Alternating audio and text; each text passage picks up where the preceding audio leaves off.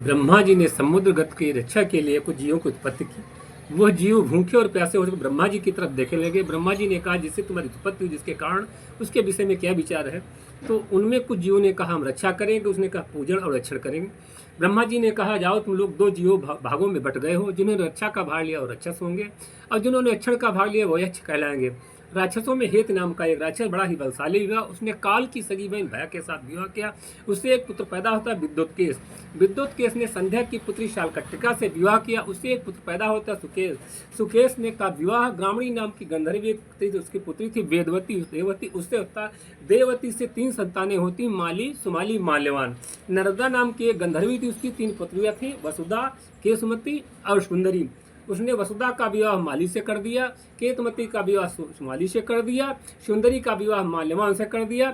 माली की संतानें अलिन, अलर, संपाति हुई। सुमाली के प्रहस्त, कंपन, विकट, कालिकामुच, दंड, धूम्राक्ष, सुपार्श, प्रघस, उन्मति 9 पुत्र होते तथा राका, पुष्पोष्ण का, कैक्सी, कुंभिन से 4 पुत्रियां होती। चारों पुत्रियां जो होती हैं विष्णु की पत्नी होती है, रावण की माता और मौसी होती हैं। और माल्यवान की संतानें विरूपाक्ष, दुर्मुख, सुपद, यज्ञकोप, मत्त, उन्मुक्त। एक पुत्री अल्लाह होती, वो विश्वास गंधर्व को ब्याही होती। उससे एक पुत्री होती कुंभीनसी।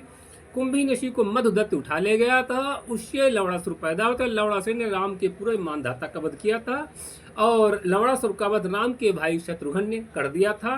देखा जाए तो पद्म पुराण में बिंदुमाली की दैत्य की पुत्री बताई गई कैसी, और विश्राम सागर में मैदानों की पुत्री मायादेवी सुरक्षा बताई होंगे, उससे राम कुंभकर्ण की उत्पत्ति होती है।